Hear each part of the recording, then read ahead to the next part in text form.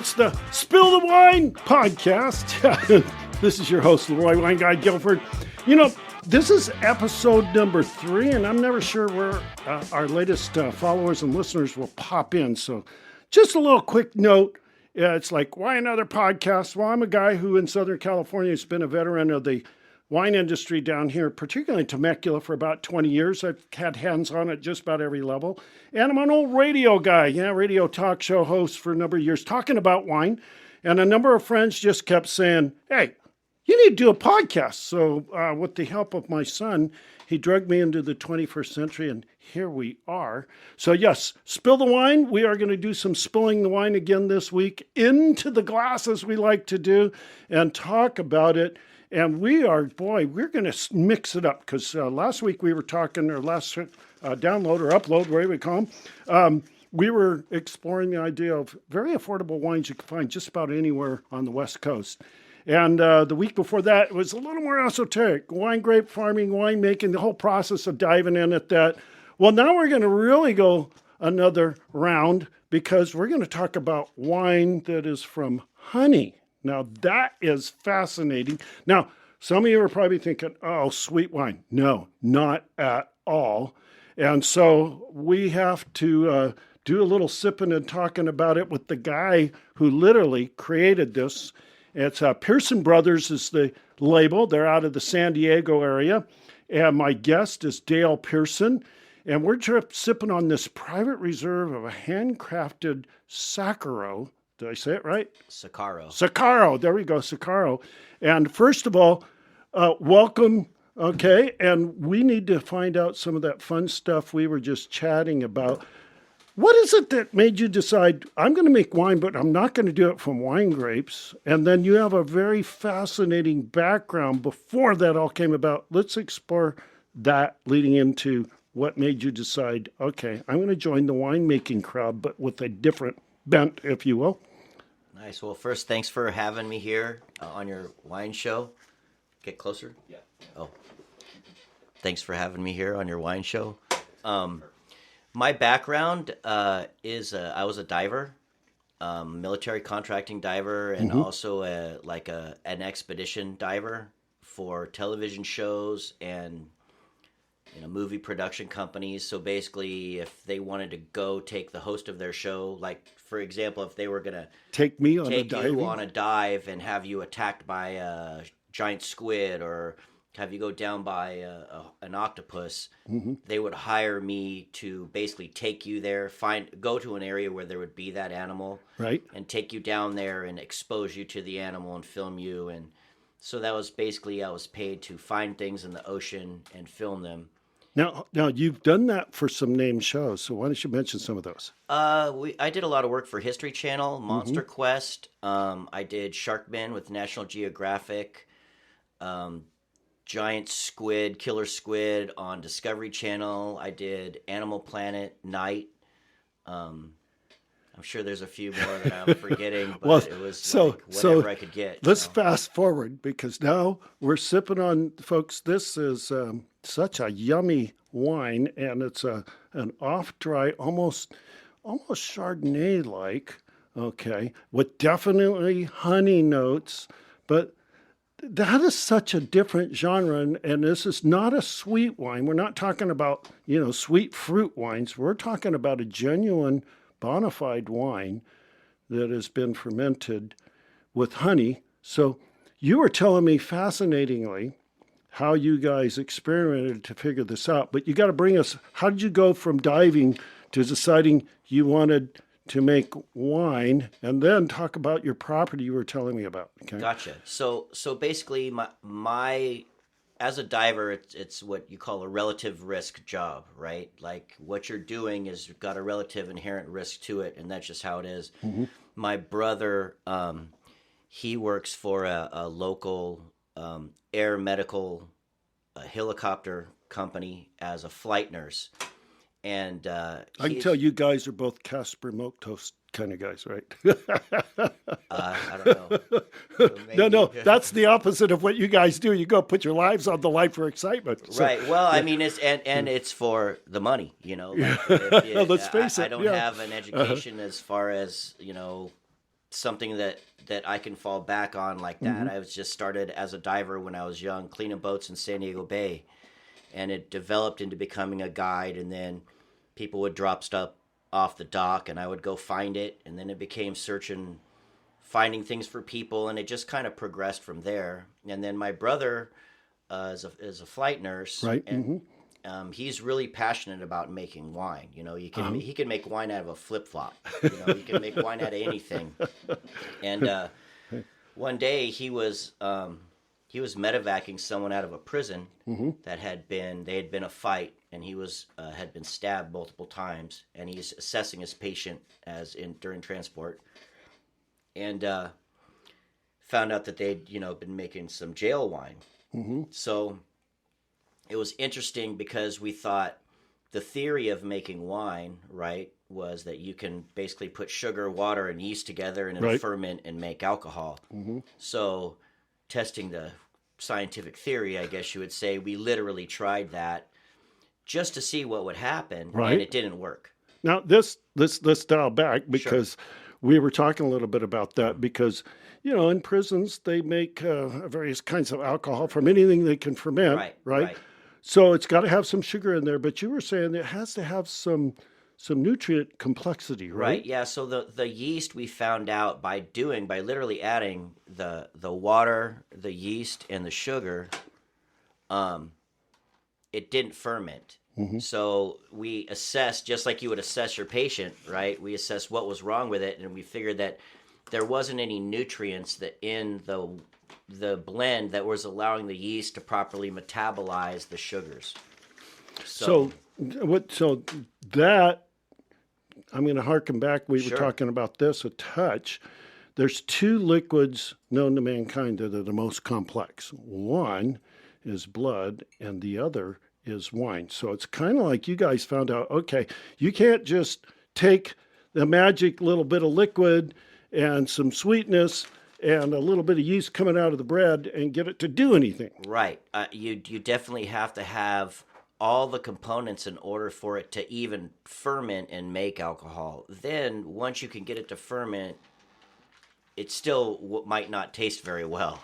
It's not going to taste good. So what we did was we tried to figure, we wanted to start making wine. Right. And we wanted to get out of the businesses that we were in. We're both getting a little bit up there in age. We've got, I think my brother has over 600 rescue flights, and you've got lots of dives. I've got lots of dives. And we thought, well, wouldn't it be cool if we could take this wine that we're making and sell it, right? So we started, well, let me go back. Sure.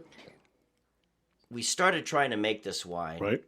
And we were blending everything together we could think of. Agave, orange zest, vanilla beans, brown sugar, white sugar, different beet sugars. Like there's all these different agricultural blends that we were trying to get together, and none of it would taste good. We would set up 4 or 5-gallon carboys, right, and put a different blend in each one. And as you know, wine is not a fast process. No, I was just thinking about that. You guys were patient experimenters. Right, the process to create the wine took about just over 3 years. So every month we'd be firing off five different different blends, and eventually we ran into one that was like honey, and we added some orange zest to it, right? And it had like mutated the flavor, and it tasted really good. So as we started to develop it, when it got to be where it was drinkable, I would call it, we started giving it out to people. And the big breakthrough came when our mom liked it. Because my mom, her name's Crystal. I'm not gonna say she's a wine connoisseur, but she knows what she likes and what she doesn't like, right? And if your mom, my mom says like, "Hey, this is good wine," then that means something. Yes. Right? Because she'll tell us. Go back Your to wine the drawing gives me a board. headache. I don't want to drink it, right? So once that happened, I started bringing it to sommeliers that I knew of, that were friends of mine, and they would say, Dale, my palate is searching for acidity. And I didn't know what he meant, right? And I'd call my brother. I'd be like, his palate is searching for acidity right now. we got to figure out what to do here. He's like, What is "Hey, about Psalms? They have their own pattern of speak. Yeah, they. Right? We didn't. I didn't. It took me a while to even pronounce the word right. Sommelier, right? Right. So eventually, we added different types of orange zest and to get the proper acidity levels right. And what we ended up with was a blend of wildflower honey. So we got a gallon of water, Right. blend wildflower honey and a little bit of sugar to get the same sweetness level as grape juice. Right. Orange zest to mimic the skin of the grape and bring acidity and bite. Okay. Right. Vanilla bean to mimic the smoothness and the goodness of the smoothness of the body of the inside of the grape. And we added those so we could get to the same pH balance, sugar levels, and flavor of grape juice. So we basically blended natural ingredients to recreate grape juice. Once we had the flavors and the pH and the sugar levels right, then we literally added nutrients to it so it had the same nutritional value as grape juice also. So when the yeast goes to ferment it, it thinks it's fermenting grape juice. Isn't that amazing? That is amazing. And you guys just did, this was a long drawn out It was a discovery very process long- by yourself. We had to drink a lot of bad wine. You know, That's not we stayed always a committed. terrible thing, but if it's really bad wine, it is a you terrible know, thing. Yeah. some of it Okay. we did end up pouring out. I'm not going Yeah. to lie Yeah. because the way that this has to be made is literally it's a medical procedure. Frankly, Wow. We sterilize everything before everything gets done, and then we decide what yeast we're going to use. Once we figured out, we use a champagne yeast because Right. of its fruity, good flavor. We figured out the species of yeast, and then once we knew the species of yeast and what type of sugars it metabolized, we knew the exact nutrient levels to give that species of yeast and the exact temperatures in which to ferment at to create the perfect smooth alcohol from it. Wow. Now, I'm going to interject because when we're talking about species of yeast, in the winemaking process, we have to have the yeast that's going to gobble up the sugar and turn it into alcohol.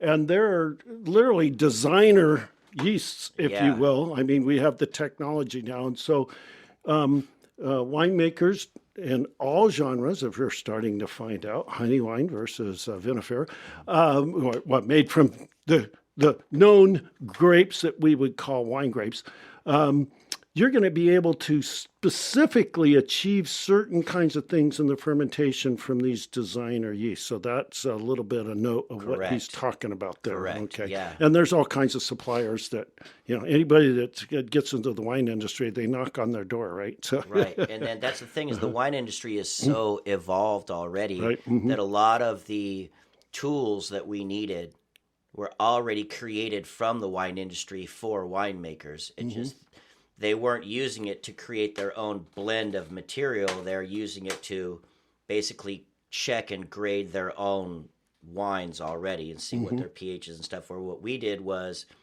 we measured existing grape juice and then basically tried to replicate grape juice with natural ingredients. that's awesome. Now, let's dial back because the inspiration, once again, for this, we talked a little bit. You have property down in the San Diego area. Yes, sir. And you explored the idea of farming wine grapes. Share the story that led you away from that. Okay. Okay, so basically in the push to make the decision to try to create a different livelihood for my brother and I, we thought to ourselves, we can make good wine, but are we really good wine farmers? Are we really, am I really good at growing grapes? My background is a diver. He's doing flight rescue, right? So we're not horticulturists, we're not. It's a hard learning curve, too, to and I didn't become a even quality try, wine right? grape So farmer. we thought maybe we'll buy grapes from people.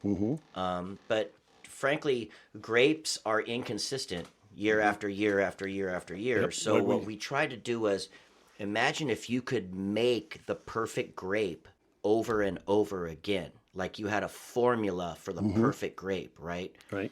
And then on the flip side, I have a large piece of property with an ancient oak forest on it. It's the headlands of the North Fork of the Sweetwater River. And that's out in the San Diego It's out in backcountry, Alpine, right, Yeah. in the East County of San Diego, a place called Alpine. And I just did not want to go cut down an oak these forest. old- yeah. It had, deer and animals and all kinds of really nice, beautiful animals and endangered species and stuff down there. And I thought I'm going to have to mow the entire forest down and then rip up all the ground, drive out all the deer, kill all the gophers, kill everything there. And then I'll have to pump hundreds of thousands of gallons of water out of my well in order to maintain all these grapevines that, frankly, I don't even know if I can grow them properly, right? So Right. I just decided, my brother and I decided, we're going to go with our own thing, Right. which was, we were already good at it. Let's take this honey wine idea Right. and just do that. So, but you are still a farmer to some degree, as I understand, Yes, right? yeah, So we're zone now you guys, agriculture. what do you call it when you're a honey farmer or a bee farmer? So, You know, so honey farm is, I think, it's called an apiary, I believe. I'm not sure exactly the word that a bee farmer is, but what we do is we work in conjunction with commercial beekeepers Right. who will bring the hives to our property, maintain the hives, and then the bees, we have a fence on the wildlife reserve. No one's allowed to go down there. It's a reserve. Right. The bees fly over the fence, they fly in, they harvest all the flowers on the oak trees, and everything that grows has a flower. Right. Grass has a flower, bushes have a flower, trees have a flower, everything has a flower.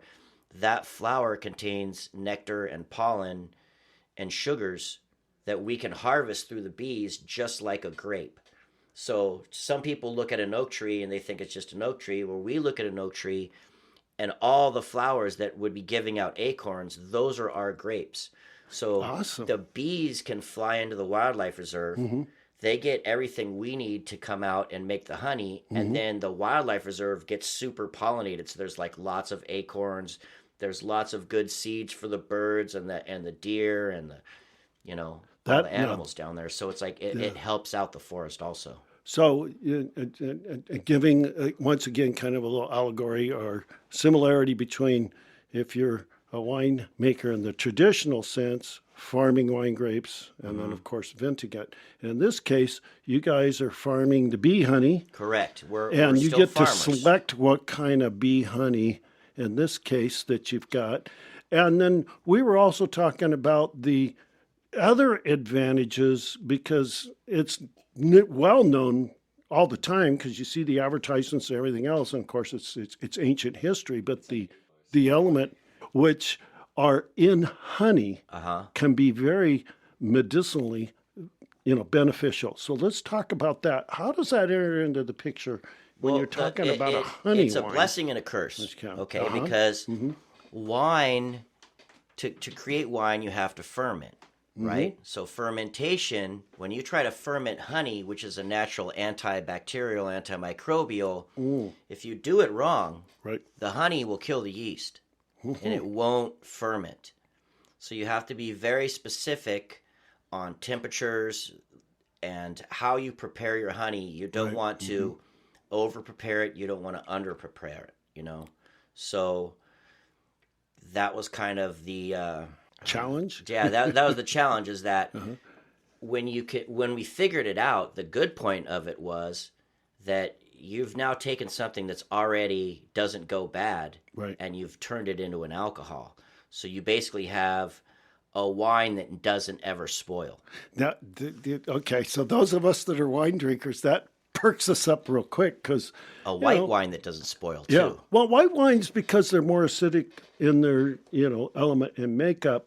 Once you open them, they'll last a couple weeks. Okay. Where red wine will expire fairly rapidly, but in either case, the oxidization process is going to turn them into vinegar and other kinds of if it's done right. Other kinds of things that could be good. Yeah. But anyways, you're talking about making a wine also that naturally is maintaining inside it or retaining a lot of the natural honey positive things. Right. Okay. Yeah, and we literally extending also, that into the wine itself. Yeah, we'll literally, when the wine is done, rather than using a lot of sulfides for preserving and stuff like that, we'll literally what they call back sweeten a touch with wildflower honey.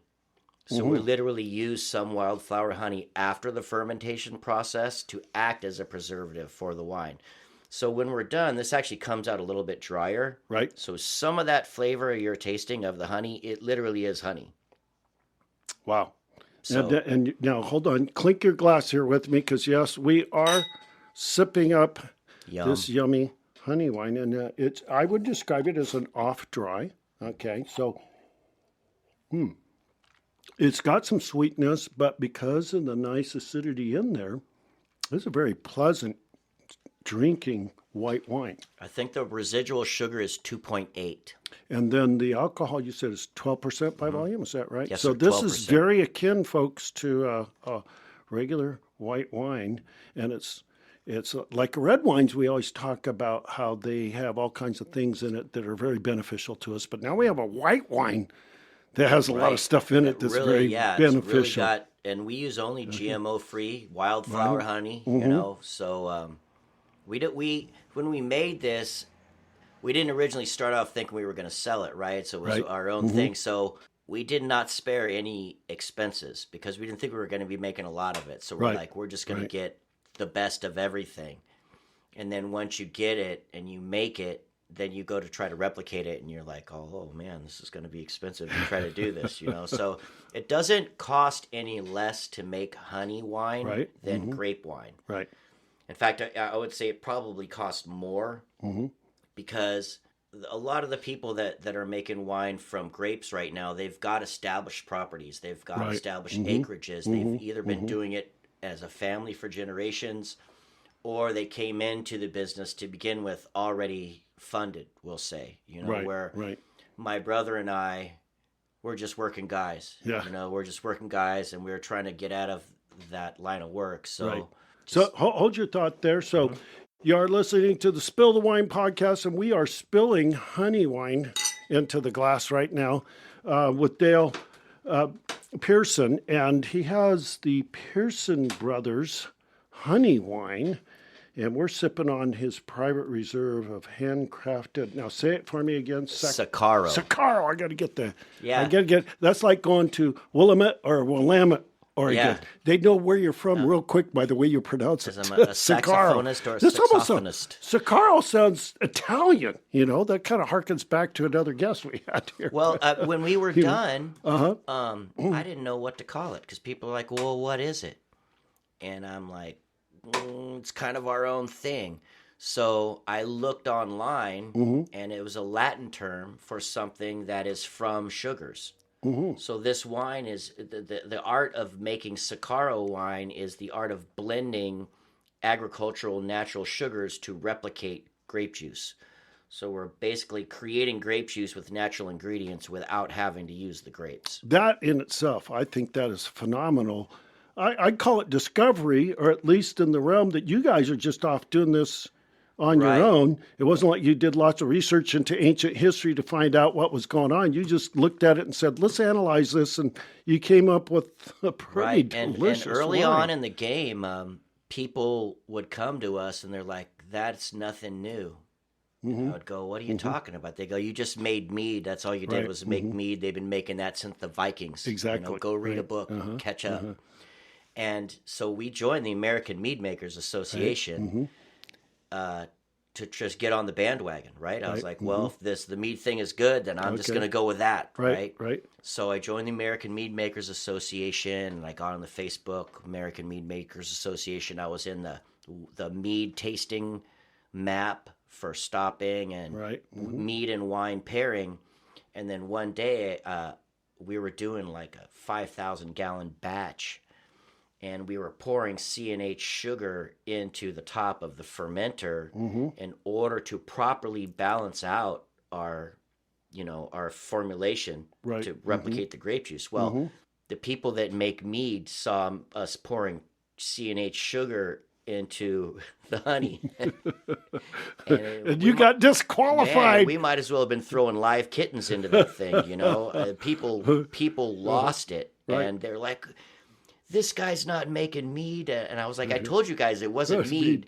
And so basically I'm not in the American Mead Makers Association anymore. They took Well, you me guys off the created map. your own category, it Right. looks like. Yeah, That is no, it's so fascinating. far, we've been picked up by a big distributor, and Yeah, so let's you know, explore that. But also, one of the things, so since you are distributed now, but before we get into that, let's talk about price point because, when people are thinking about wines they can enjoy, and I talk a lot about a lot of small, boutique kind of operations, which let's face it, when you get to $50, $60, $70 a bottle, we enjoy them upon special occasions, but we're Right. not necessarily drinking them every night, which is why the last show we just talked about under $10 wines that Right. were good. So where you at on average price point wise? we're at bottle? $13.99 Okay, for a and bottle, you're just under $15. okay, and you're 750 milliliter. Yes, sir. Classic 750 bottle, right? milliliter, 12% ABV. Looks like what we would call a classic Rhone bottle because there's different shapes that Okay. they identify with different I wines. mean, we I bottle gotta from be there, honest so- with you. We're trying to. We were just looking for a good bottle, Right. at a good price because Right. we needed 27,000 bottles, right? Yes. So this is the one that we came up with. There was different styles, Right. but we felt like this was the most classic, I think this works nicest very well one. for It still was, protects the UV and all Right. that stuff. But yeah, that's kind of what we went with. None of our friends will buy $50 bottles of wine. Yes. Well, and most mean, people, I maybe every imagine, now are and not then. going to spend $50 on a But- wine that they know is made from honey. Yeah, I mean, this you was got to made be for able to get in the friends. door, And So yeah, this is for friends and family. right. So why create a product, even though we spared no expense? It's Right, like a top quality product, and then put it out there, and your friends can't buy it. Yeah. So this never really was about making a lot of money. Right. It was more about making the wine the way we want to make it, and doing our things that we wanted to do, and kind of, keeping our friends and family involved in it. And So you made the leap to go, let's say, commercial. That's it is. yeah, got a Now license. you told me this lovely label. Now that has a little fascinating background. You guys are like connected to some special art people. Let's talk about that. Right. So when I was a diver, part of one of my things I did was expeditions. I would take people on diving trips, spearfishing expeditions down into Mexico, and people from Hollywood, Los Angeles, they would see me on TV, they would hear about that, and they'd basically pay me to take them on an expedition to somewhere, kind of like a Sherpa, but underwater, right? So I become friends with some of my customers. They're really cool people. There's a guy named Sandy Calora. He is an artist, a master artist. He literally wrote the book Creature and Character, the Art of Creature and Character Design. He's like a special effects guy, right? And he's also a really good diver, a fantastic diver, ocean waterman, we'll say. And when I was making this, once we had gotten the wine done, Right. I didn't know. First, I figured out what I was going to call it, right? We're going to call it Sicaro. And then I was on like makeyourownlabel.com or whatever it is, Right. trying to design my own wine label. And I'm not an art guy at all. That's not my thing. But Sandy was. So I called him up one day and I'm like, hey, Sandy, I'm trying to make this label. Can you help me? He's like, yeah, I do that kind of stuff for people all the time. So He didn't talk even about one of charge those me. that you did, that he did. That's everybody would know. So He did the logos for Jurassic Park. He worked on Predator. He has his own short film out called Shallow Water. He is the director of another movie called Hunter Prey. I mean, this, he's- so I just have to say to the listeners, it's always fun to explore all of the background that fits into the picture of having a wine come together. This is really amazing. Awesome. All these little things to come together to make this lovely wine here in the bottle that we're splashing out. Which you just you need another splash. So as I've said before, goes down easy. one of the things that's great about sitting with winemakers and talking about their wines is you get to drink their wines with them. So here you can hear them pouring in the background. I need a little more there too. So you are also distributed now.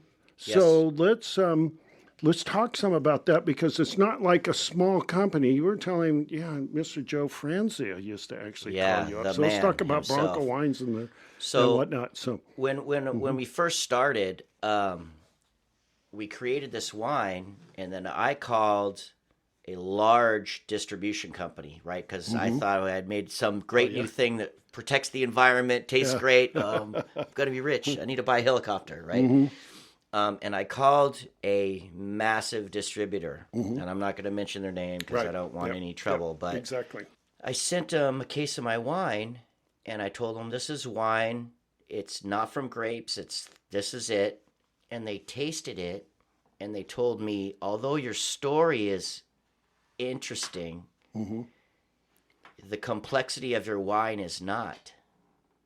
And we tasted it.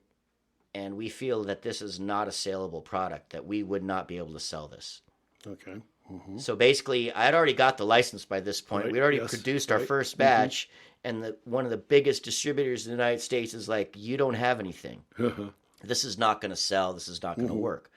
So by then, it's too late to turn back, right? So when you get your O2 license in California, you get a distribution license along with it. Right. You're allowed to distribute yourself. So I was like, well, I guess it's on me. So I just started putting cases in my trunk, and I would leave every day, and I would go out and just sell the wine out of my trunk to liquor stores and grocery stores. Awesome. And eventually, Sounds like, and I mentioned it to you, that those that have had a chance to read the little biography on barefoot wines, it's very similar. Is it? You'll have to read that book I'm because gonna. they literally, started with a little thing going on in their garage and sold themselves for one of the biggest sales to Gala Wines. Oh, okay. Oh, yeah, they gave up the ghost so on it.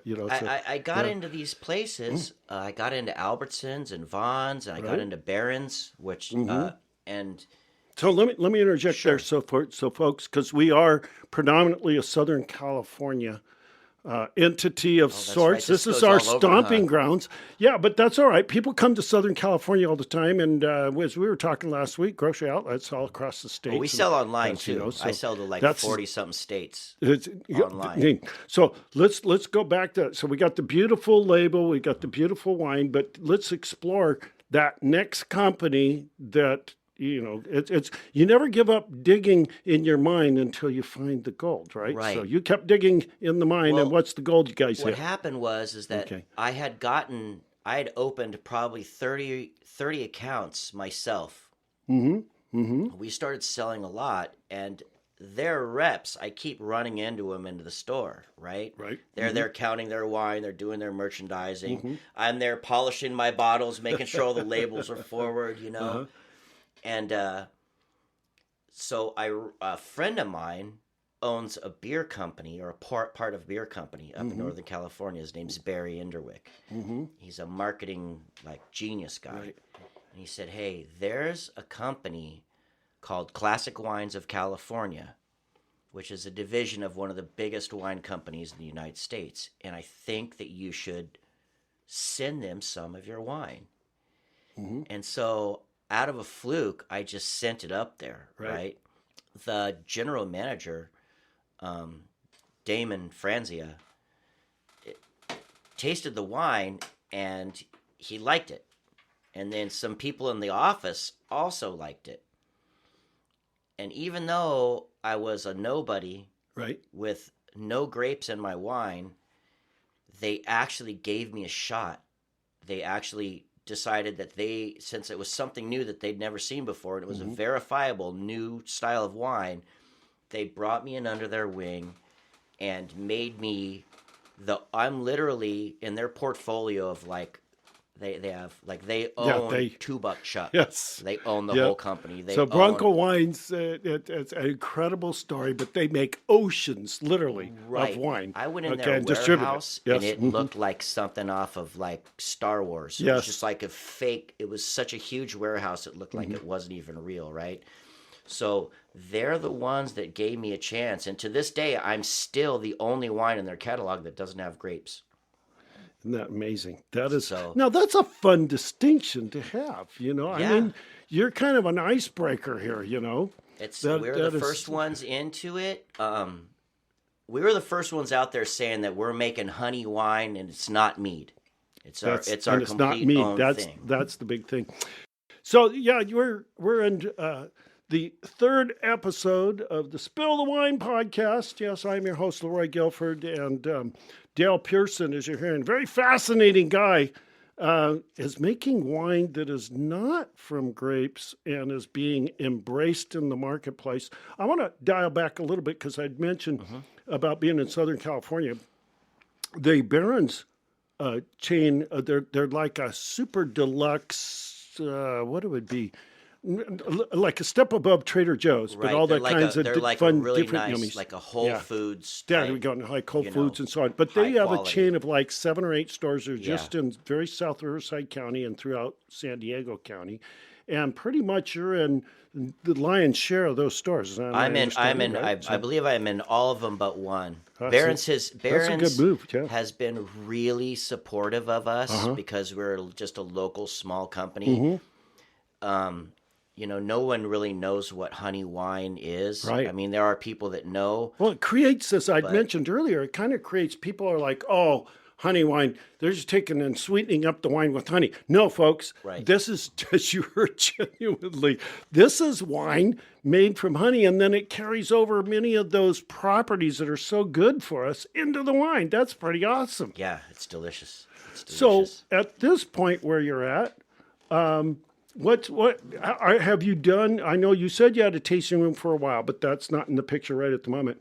Now, have you done any kinds of events or so on where you've been able to go out and pour your wines for different tastings and so on? Yeah, absolutely. We were licensed in 2015 is when I got my first federal license and our federal approval for a grapeless replacement. Right. For wine. It's where everything we have is submitted, obviously, to the federal government and approved. Right. Oh, and I'm going to take a tangent because of what you just said, so I don't want to forget our thought there.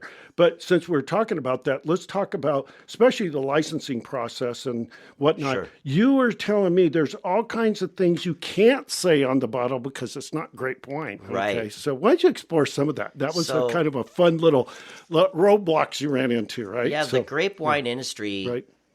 The people who have grapes, and the wine industry is obviously grapes, right? So and they're protective of that. They're very protective, and the laws are very specific. That if you don't use grapes, there's a lot of things that's very restrictive. So, for example, I can't put a vintage. I bottled this in 2017 because there's no grapes in it. Right. So only if you use grapes are you allowed to say when you bottled it. So I have to put a batch number on the back of it. And well, in your case, you would be bottling it in the just a slight little thing here.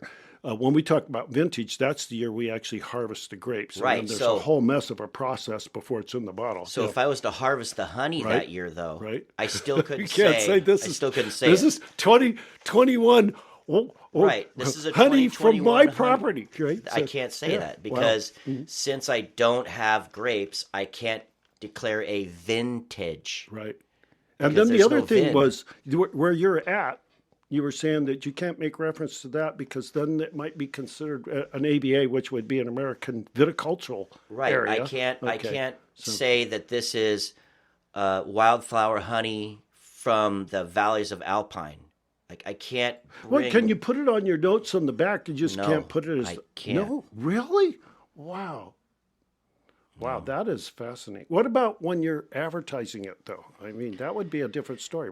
You got to tell people about your product. It's very restrictive. You're when you advertise and when you advertise about alcohol, there's certain things you have to do. Like I can't just put on Facebook, "Hey, go down to Barron's Market and buy my wine." Right. Because then I'm selectively giving only one person advertising benefit for selling alcohol. I have to mention at least 3 different places when I do an advertisement of where it can be sold, so I'm not favoring one. Right, okay. So there's lots of little nuances and laws that frankly, when I was picked up by Bronco Wine, their legal department, which is extremely good, Right. sat me down and was like, "You're not doing this anymore. You're not doing this anymore, and you're not doing this anymore." Right. And I was like, "No problem."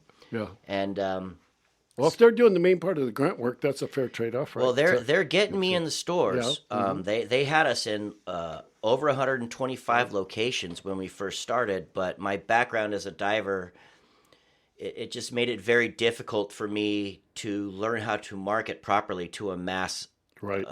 market like that to create the sales. You really need a name. Now, I spent years in the retail grocery industry, and I have horror stories about sometimes the way wines are handled in high volume retail operations. Those of us that would like to consider our wine snobs, you don't want to know sometimes how your wines are stored before they get on the shelf. That's another whole story for another show. Right. All right. Where have you been getting placed? Are you being placed among the white wines? Or are they segregating you off to the side? They'll put me right there with the white wines. Very good. They won't put me in the Chardonnay section. Right, They put yeah. you. They have like that other wine Right, other section. wines, The okay, yeah, right. the freak wines. That Although are over on you the could corner. almost pass for a very honey. Yeah, I mean, you pick up those honey Right. notes, and yet this is not a sweet wine, folks. It's an off dry, and this is just. I am enamored. Thank you. Wasn't at Thank all you. really It took, what I. it took you know, years and years and years to get it to go good. This and then is yum. once we Wow. did it, we were like, let's get a license and sell one bottle legally. That was the goal. We're was going to the get a goal. license. You conquered Mount We're going to Everest. sell one bottle and we're going to do it legal. Yes. And then when we did that, we're like, okay, now what? And that was when I called the distributor. Right. And they rejected me. And so I started selling it myself. Right. And then got picked up. And since then, it's been kind of a still, I'm in a huge learning process Right. because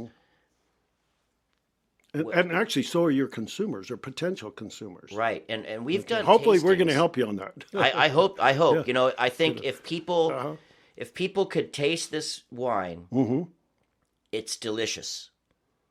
We use no water to irrigate. We use no pesticides. We use no insecticides. I haven't even cut a blade of grass on our wildlife reserve. So we save millions of gallons of water. Right. And it's a way to take a natural habitat and turn it into a commercial resource. So rather than strip it all down Right. and grow the grapes, You're no. pulling what's naturally there. Right. And we can make money off of it. Right. So the way to protect an environment is to monetize it, I found. That's where That's awesome. That's in the world, Yeah, that's. Now let's dial back before Sure. I interrupted you. If we can pick up that train, because we were still talking about some of the marketing things there, with the companies telling you what you could and could not do, and the advertising. Right now, as far as distribution, let's talk about the area. Is it predominantly Southern California, or do you reach farther? No, we're all the way up in Napa Valley, San Francisco. wow. We're still all over the state, Right. but only some select stores have kept us because Right. they believe in the mission, they believe in the product, they like it. Some people just like it and they want to keep it in their store. Some Right. people have that one local that's just like, this is the only wine I'll drink. And we've got several customers where they're like,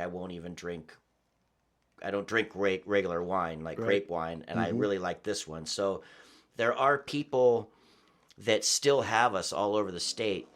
The challenge is that you at a $13, $14 price point, you're Right. supposed to be selling 12 bottles per month Uh-huh. to keep your shelf space. Right.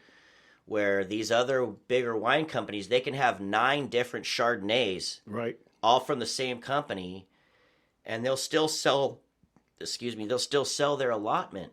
Right. Where for us, we get on that shelf Yeah.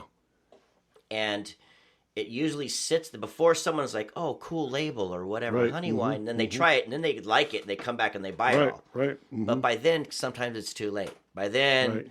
You've timed out on by your then I've timed shelf out. space. Right. Yeah, Exactly. right. So, And just my years in the retail grocery business, a lot of people don't realize. Yeah, when in the classic setup of almost every wine department is the higher end wines are on the top shelf, And if you look at the price points, they tear down to the bottom where you got to bend way down to get the inexpensive wine, which usually is a lesser, grade of lesser wine. Quality, yeah. Okay.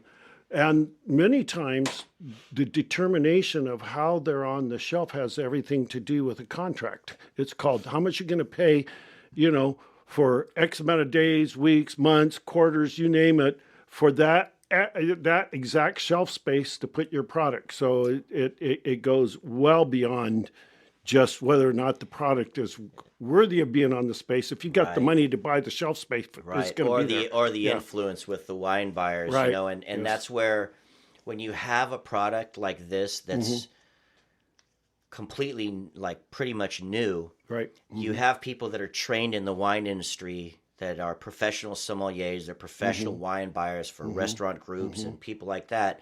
And they're not about to go put their job on the line or their reputation on the line. Exactly. Because some diver came in with his wine that he makes from the bushes out of his backyard. It's from nature. Would you put it?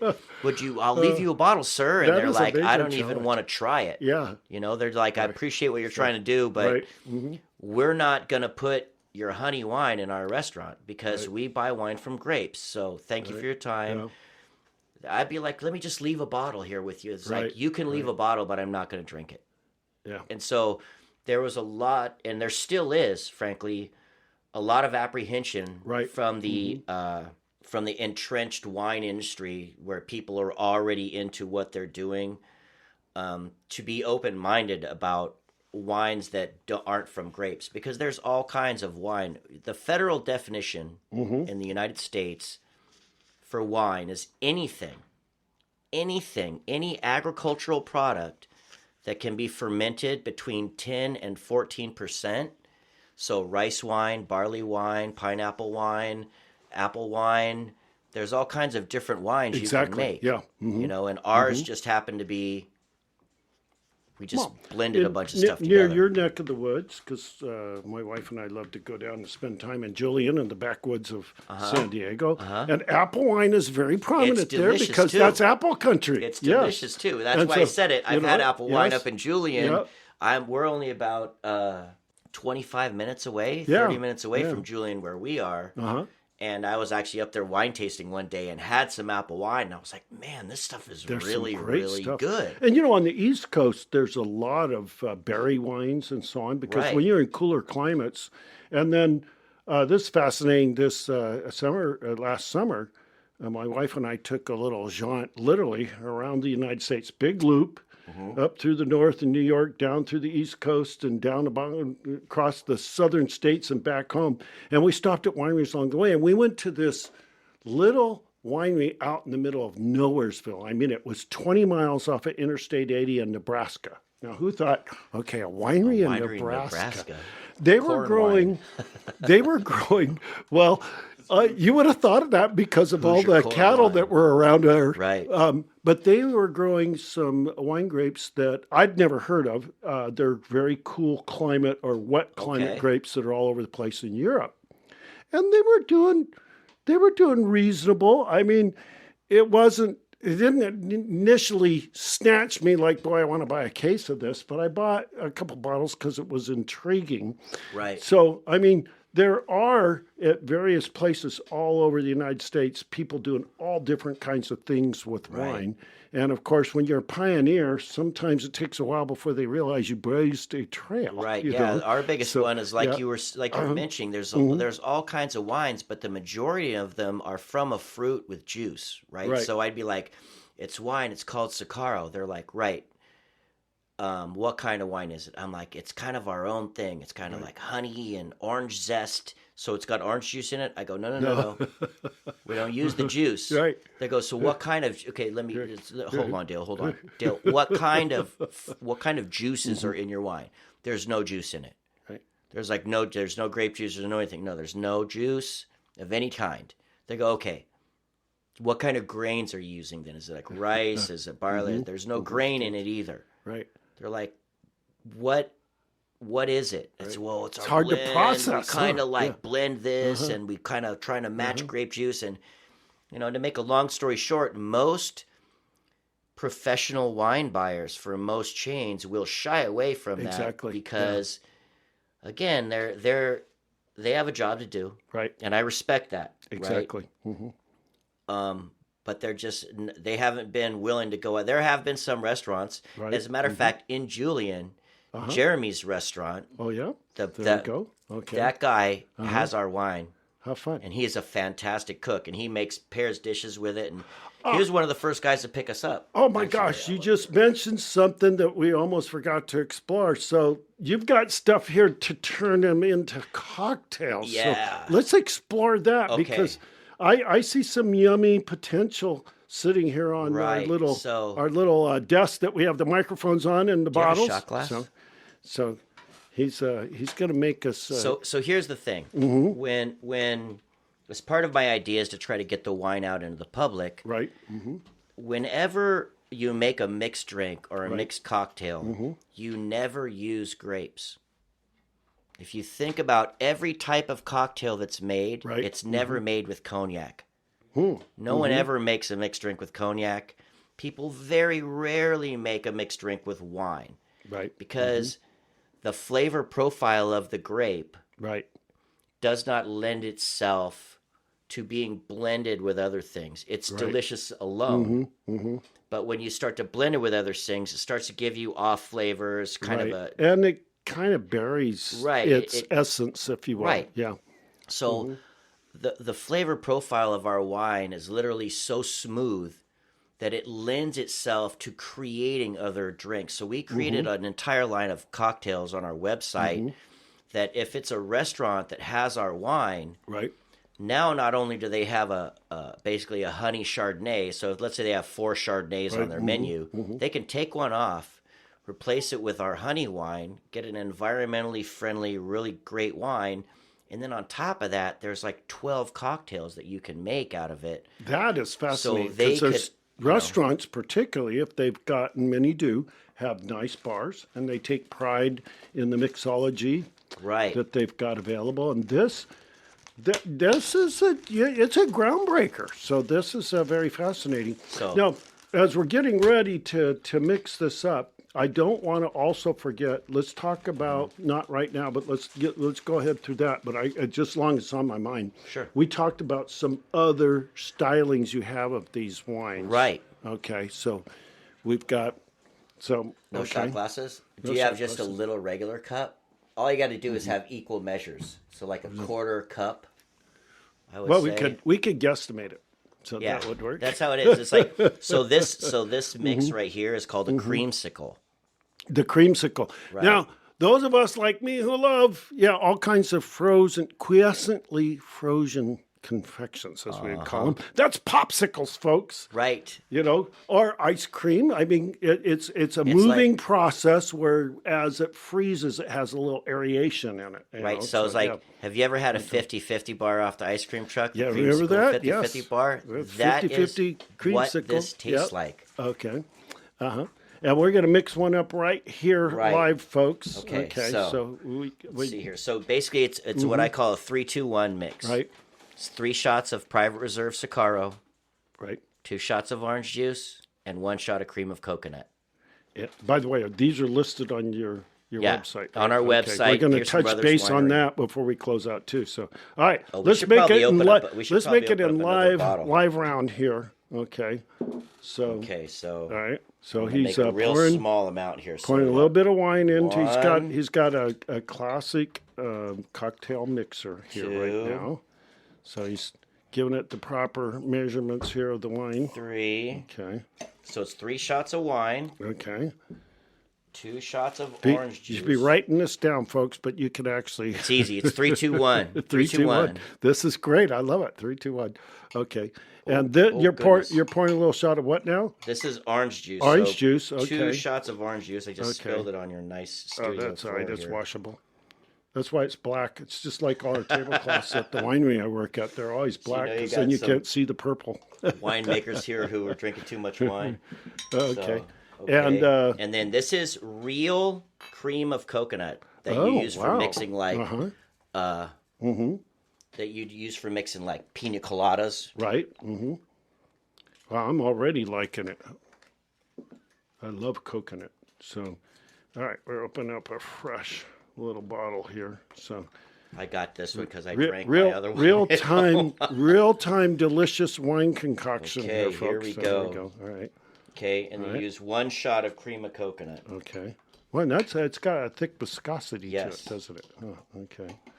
All right. Usually, so here's a trick. If you put the cream of coconut in your shot glass first, then the orange juice and wine will wash it out as you're mixing it. There we go. All right. Done a lot of research on that part. You had to learn to become a mixologist Yes. in the process. Yes. Okay.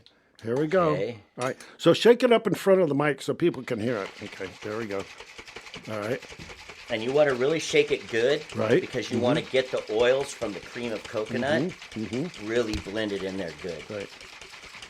So this will Okay. be great. All right.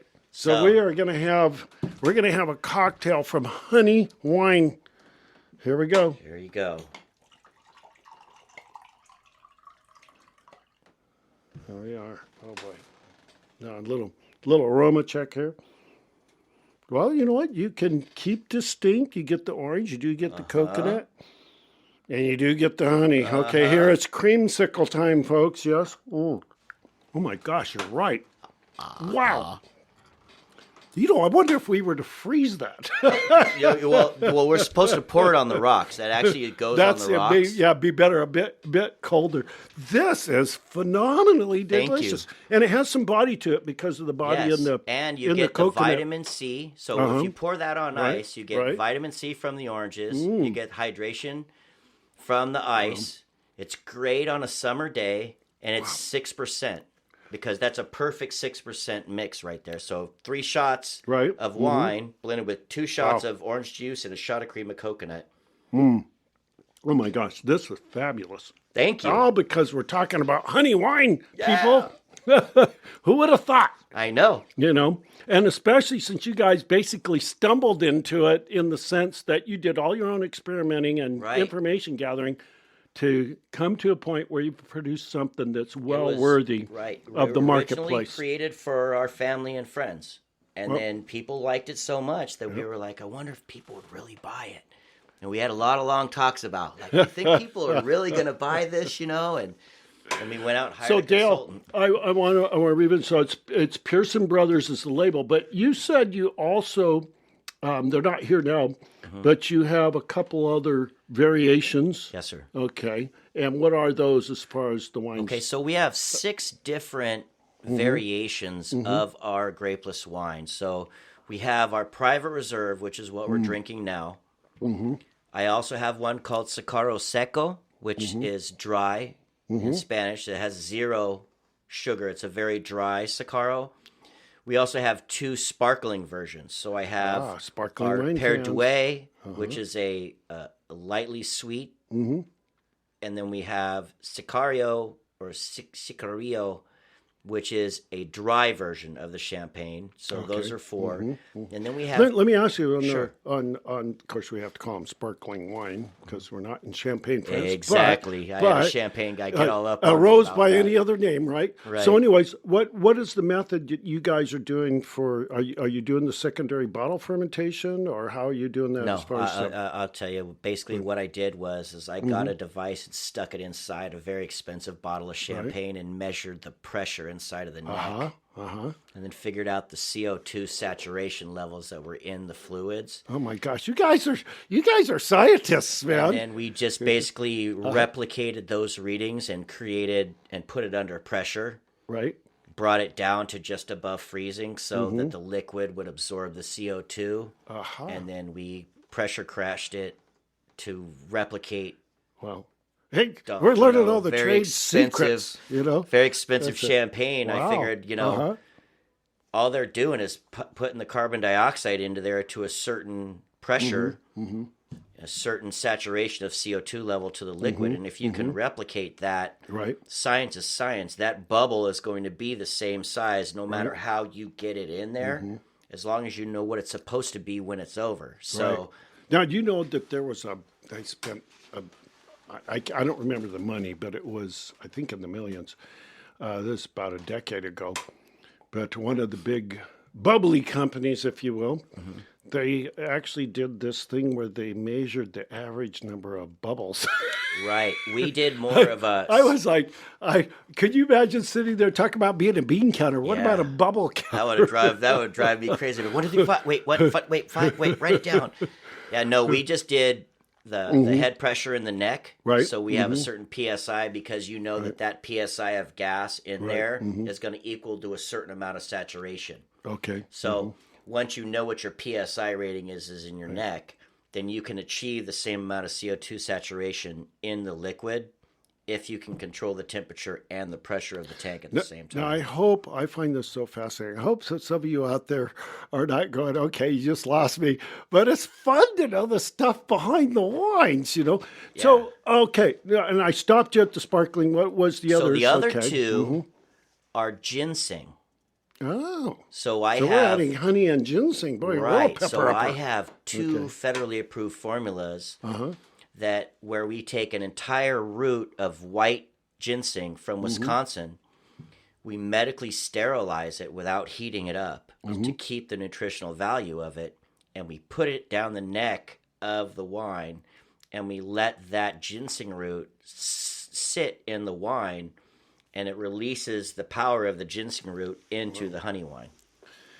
Health wines, folks. I think we just discovered it here. Well, it was created, a lot of these ideas that we come up with are the result of people coming to us. So we had a customer from Asia come to us and say, do you guys make ginseng wine?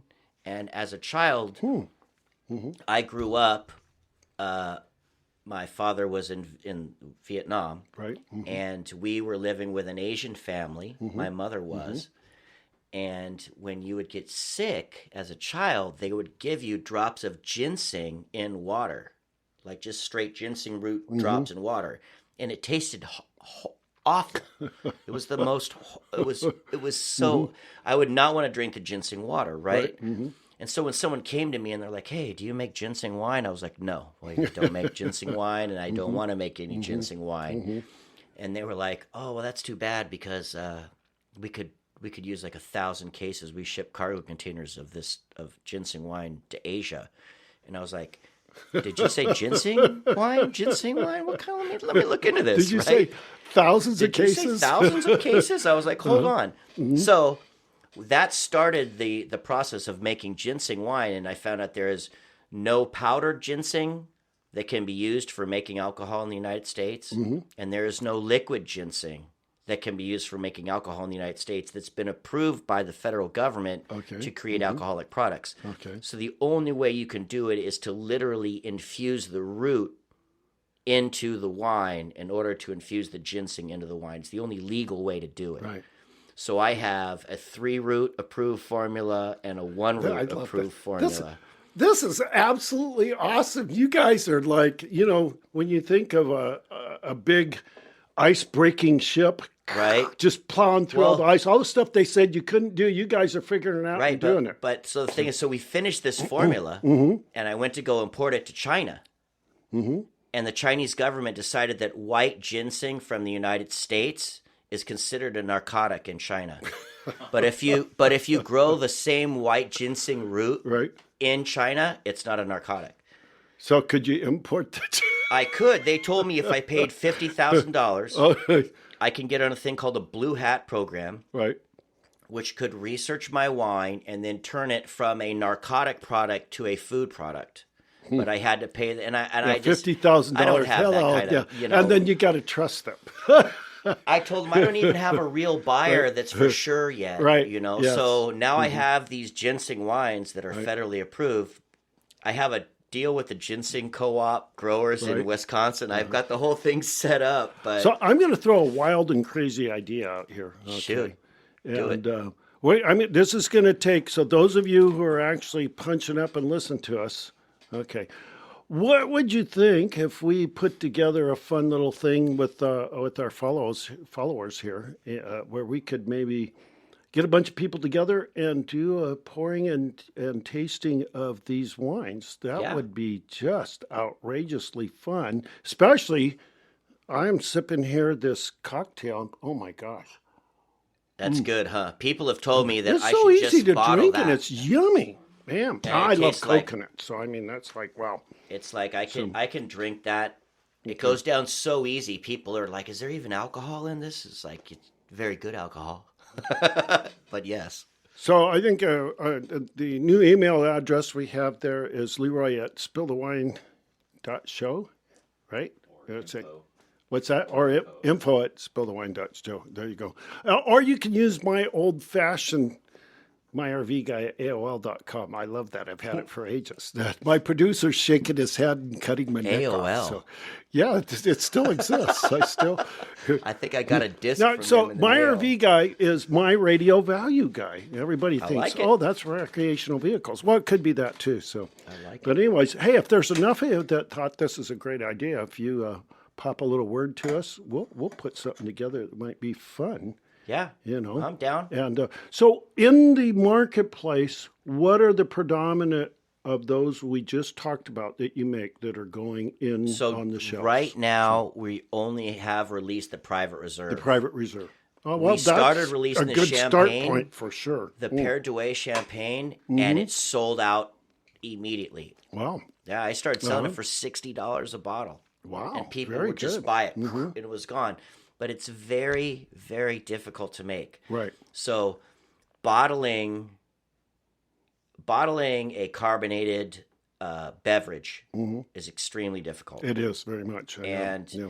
and in order to do it on a consistent basis to make every product, because to us, if we're not going to do it right, then we're not doing it. Right. And, not gonna do and it. to do that in a homogenized fashion Right, where and everything's you pretty want much your the same, customers to right? be happy with what they're getting from you.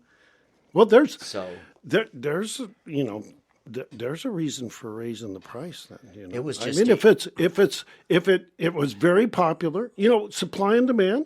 I can I tell just you the can't winery bring I work myself at, to raise it when we too were in down much. to the last couple of cases, guess what? The price goes up, Yeah.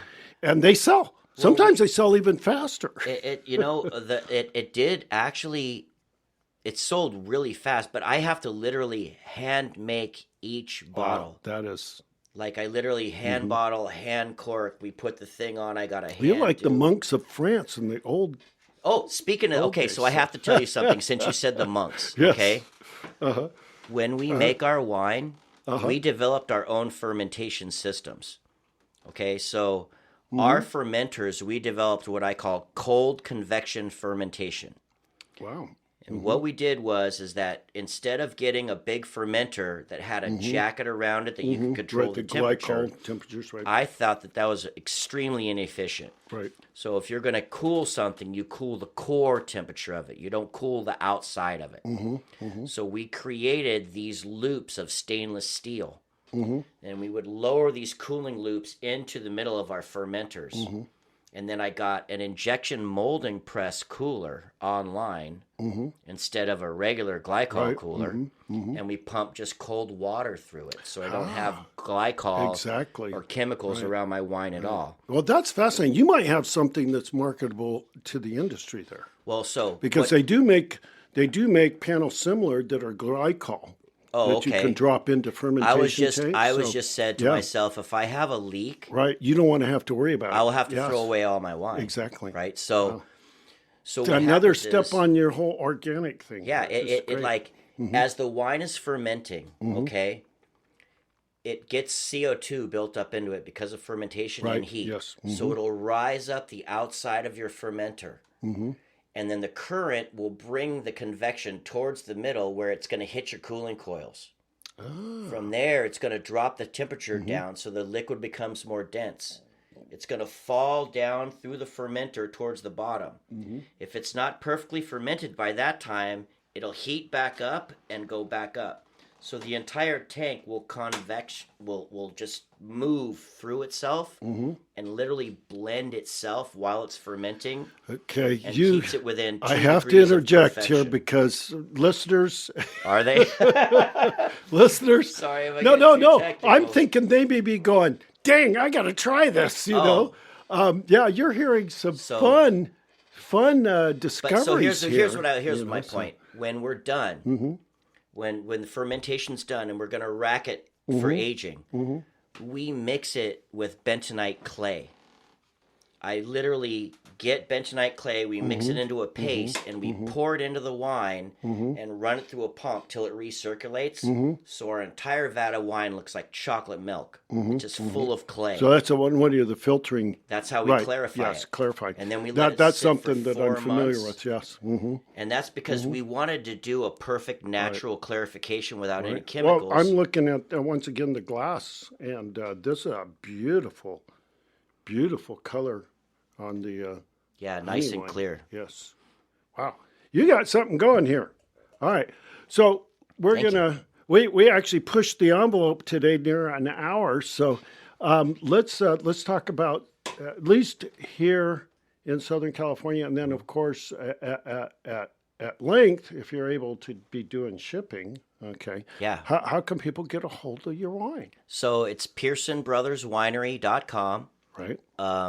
They can get online. They can order us. We ship through a company. We ship out to 43 states. We're certified kosher by OK Kosher. Yeah, we didn't mention about that. Yeah, he's got the little K in the circle on the back of each bottle. Yeah, we're certified kosher by the rabbis from OK Kosher in New York. So this is and we even have our own little prayer on the back there that we can use, because since it has no grapes, you can't use it for your traditional actual Jewish prayers. But for Rosh Hashanah, you know, you got apples and challah bread and honey, and then you got a kosher honey wine with it. It's just wow. So hopefully we're going to start breaking into that market a little bit more. But it's just part of the development and part of the story of just keep. Oh goodness. That's all right. That's allowed to take place. We talk with our hands. Talk with our hands and smack and you the wind up microphone. hitting the microphone. I think it's because we're. Well, you know what? We have been bottle. sipping on some wine while we're talking here. I mean, that is one of the advantages of this kind of show. So, all right. So Dale Pearson has been my guest here. Pearson Brothers is the wine operation you're hearing. Yes, honey wine. Some phenomenal, I would have to say, groundbreaking wine. Thank you, sir. Thank you.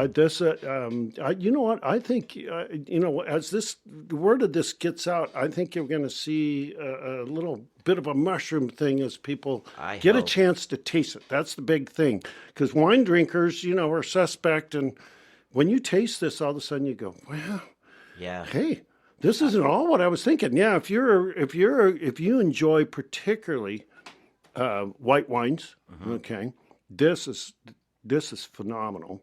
And then it's in the off-dry category. Okay, so it's got a little bit of sweetness, but it's not like royally sweet. And it makes yummy cocktails, as we just, you heard, we did it live. So you've been listening to the third episode of Spill the Wine, where we spill the wine into the glass, and then we spill the beans about the wine. And in this case, the beans happens to be Dale Pearson, as you heard, diver, turned winemaker, along with his brother, of course. So, all right. Well, until the next time around, folks, don't forget, spill the wine.